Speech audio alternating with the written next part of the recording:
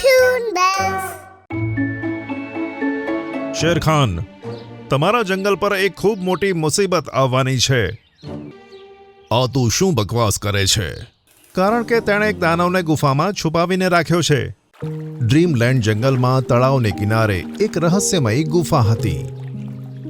તેને રહસ્યમયી એટલા માટે કહેવામાં આવતી હતી કારણ કે તેની અંદર કોઈને પણ જવાની પરવાનગી ન હતી. મિંકુ સારસનું ઘર ગુફાની બરાબર બાજુમાં હતું. તે દિવસ રાત ગુફાની ચોકી કરતો હતો. ત્યાં જ એક ઝાડ પર મોન્ટુ વાંદરો, જે મિંકુ સારસનો પાક્કો મિત્ર હતો, તે પણ રહેતો હતો. એક સવારે કાલુ વરુના દર્દનાક અવાજને કારણે બધાની ઊંઘ ઉડી ગઈ. બહુ દુખાય છે.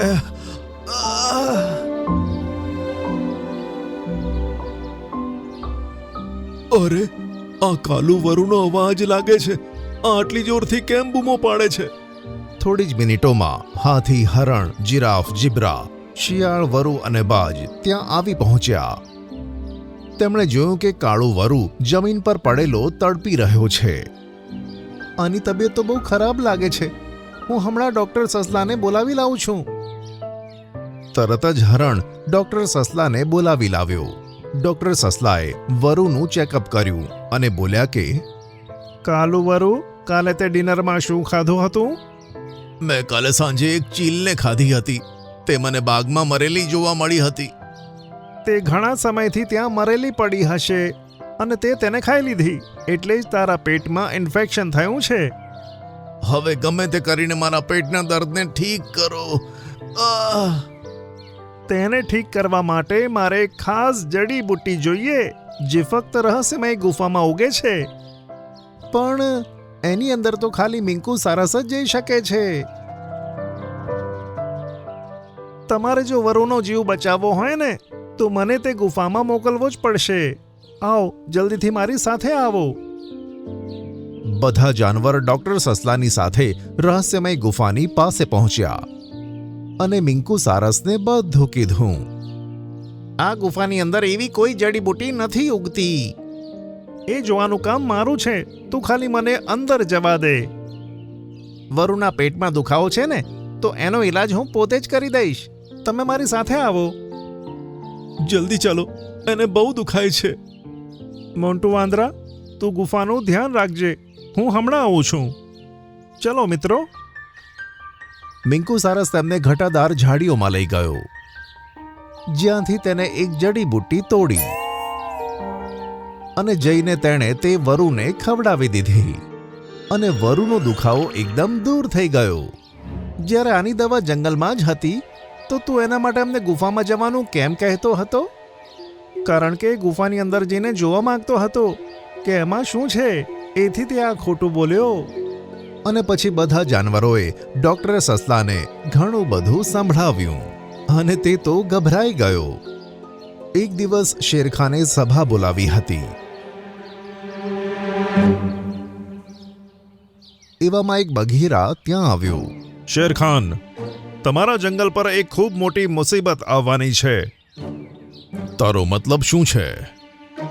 તમારા જંગલમાં રહેતો પેલો મિંકુ સારસ બહુ મોટું ષડયંત્ર રચી રહ્યો છે. આ તું શું બકવાસ કરે છે? હું સાચું કહું છું શેરખાન. તે કોઈને ગુફામાં એટલા માટે જવા દેતો નથી કારણ કે તેણે એક દાનવને ગુફામાં છુપાવીને રાખ્યો છે. ખરેખર તો મિંકુ સારસ જંગલમાં પોતાનું રાજ કરવા માંગે છે. એથી તે પેલા દાનવને પાળે છે અને તમારા બધાની નજરોમાં સારો રહે છે. આવતીકાલે એ દાનવ 2 વર્ષનો થશે અને ખાવાનું શરૂ કરી દેશે. તમને બતાવી દઉં, એનું ફેવરેટ ખાવાનું જાનવરોનું માંસ છે. આવતા 1 અઠવાડિયા સુધી ગુફામાં રહીને જ ખાવાનું ખાશે અને એના ખાવાની વ્યવસ્થા મિંકુ સારસ તારા જંગલના જાનવરોને મારીને કરશે. ત્યાર પછી જ્યારે તે 8મા દિવસે ગુફાની બહાર આવશે, તો તમને મારીને ખાઈ જશે અને પછી મિંકુ સારસ આ જંગલનો રાજા બનશે અને તમે બધા એના ગુલામ બનીને રહી જશો. અમને તારી વાત પર બિલકુલ વિશ્વાસ નથી. તારા ભલા માટે તું અહીંયાથી ભાગી જા. સારું, હું જઈ રહ્યો છું. પણ જ્યારે તમને બધાને નુકસાન થશે, ત્યારે તમને મારી વાત યાદ આવશે. આમ કહી બઘીરા ત્યાંથી જતો રહ્યો. બીજા દિવસે સાંજે જ્યારે છોટું હરણ પોતાના ઘરે પહોંચ્યો ત્યારે તેણે પોતાના બચ્ચાને ત્યાં ન જોયું. અરે, મારું બાળક ક્યાં ગયું? જ્યાં તેનું બચ્ચું સૂતું હતું ત્યાં સારસનું એક પીંછું પડ્યું હતું.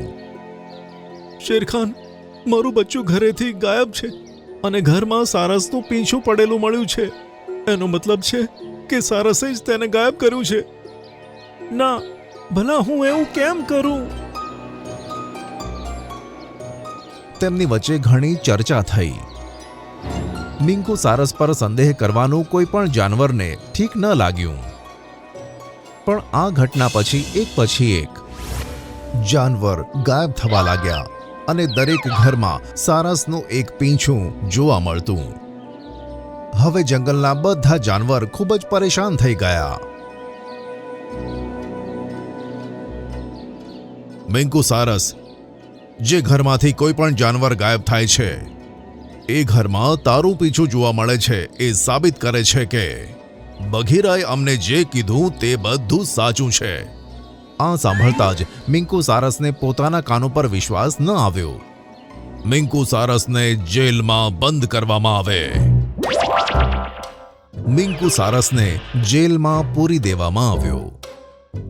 જેલમાં મોન્ટો વાંદરો મિંકુ સારસ માટે 2 વખતનું ભોજન સંતાઈને આપતો હતો. અને હવે એ આશ્ચર્યની વાત હતી કે જંગલમાં હવે કોઈ જાનવર ગાયબ થતું ન હતું. ભલું થાય એ બઘીરાનું, જેણે આપણને પહેલા જ કહી દીધું હતું. નહીં તો આપણે જાનવરોને ગાયબ થવાની ઘટનાને રોકી ના શક્યા હોત. એવામાં બઘીરા એક શિકારીની સાથે ત્યાં આવી પહોંચ્યો. અરે, આ તો એક શિકારી છે. બઘીરા, તું એની સાથે શું કરે છે? આ બઘીરા મારો સાથી છે અને અત્યાર સુધી તેણે જે કર્યું તે મારા કહેવા પર કર્યું. શું મતલબ? હું કાળિયા સમાજનો એક શિકારી છું. મારા પિતાએ એક યંત્રનો આવિષ્કાર કર્યો જેમાં એક જ વારમાં 5 શિકાર થતા હતા. એની મદદથી તેમણે ઘણા શિકાર કર્યા અને તે સમયે જંગલના બધા જાનવર હેરાન હતા. તેમને રોકવું લગભગ અશક્ય હતું. ત્યારે એમના આતંકથી પરેશાન થઈને એક સિદ્ધ બાબા તાંત્રિક ભાલુનાથે બતાવ્યું હતું કે અમારા સમાજ પર એક શ્રાપ લાગેલો છે. અમારા સમાજના શિકારીઓને સારસ ખૂબ જ આસાનીથી મારી શકે છે. અને પછી મિંકુ સારસના પિતાએ મારા પિતાને માર્યા અને ત્યારથી જ એ યંત્રને તે ગુફાની અંદર રાખવામાં આવ્યું છે, જેની ચોકી પહેલા મિંકુના પિતા કરતા હતા અને હવે મિંકુ સારસ કરે છે. અને મેં નિશ્ચય કર્યો હતો કે મારા પિતાની મોતનો બદલો લઈને એ યંત્રને રહસ્યમય ગુફામાંથી બહાર જરૂર નીકાળીશ. આ સાંભળી બધા જાનવર હેરાનીથી એકબીજાનું મોઢું જોવા લાગ્યા. એમના ડરની હવે કોઈ સીમા ન હતી. તેથી સૌપ્રથમ મેં તમારા જાનવરોને ગાયબ કર્યા અને એનો આરોપ મિંકુ સારસ પર લગાવીને તેને કેદ કરાવી લીધો. હવે હું તે યંત્રને નીકાળવાનો છું અને પછી આ પૂરા જંગલમાં મારું રાજ હશે. આ સાંભળી બધા જાનવરોના હોશકોશ ઉડી ગયા અને એવામાં પાછળથી અવાજ આવ્યો. એટલું હસવાની જરૂર નથી દુષ્ટ શિકારી. આ સાંભળી બધાએ તે તરફ જોયું તો મોન્ટુ વાંદરો પોતાની સાથે મિંકુ સારસને લઈને ઊભો હતો. અરે વાહ, મિંકુ સારસ! મને મારા મિત્ર પર પૂરો ભરોસો હતો, તેથી મેં તેને સવારે જ આઝાદ કરી નાખ્યો અને રાહ જોતો હતો કે ક્યારે આ બઘીરાની અસલિયત સામે આવે અને ક્યારે હું મિંકુને લઈને અહીં આવું. બઘીરા, જલ્દીથી રહસ્યમય ગુફાની તરફ ચાલ. શિકારી અને બઘીરા ગુફા તરફ ભાગવા લાગ્યા અને બધા જાનવર તેમની પાછળ. સારસ હવામાં ઉડતો ઉડતો આવ્યો અને તેણે શિકારીના માથા પર 2 વાર ચાંચ મારી. ખાલી ચાંચ વાગતા જ શિકારીને ખૂબ જ દર્દ થવા લાગ્યો. આ મારી સાથે શું થઈ રહ્યું છે? તમારા પર શ્રાપની અસર થાય છે ઉસ્તાદ. જો હું અહીંયા રહીશ ને તો આ મને જાનથી મારી નાખશે. ભાગો ભાગો ઉસ્તાદ ભાગો. તે બંને જણા ઊભી પૂંછડીએ ભાગી ગયા. યે મિંકુ સારસે આપણે બધાને બચાવી લીધો. મિંકુ સારસ, અમને માફ કર. વાત જાણ્યા વગર તારી ઉપર સંદેહ કર્યો. જો આજે તું ના હોત તો અમે બધા શિકારીના ગુલામ હોત. કઈ વાંધો નહીં શેરખાન, મને તમારાથી કોઈ ફરિયાદ નથી. ત્યાર પછી મિંકુ સારસ ફરીથી તે ગુફાની રક્ષા કરવા લાગ્યો અને હવે તેનું માન જંગલમાં વધારે વધી ગયું.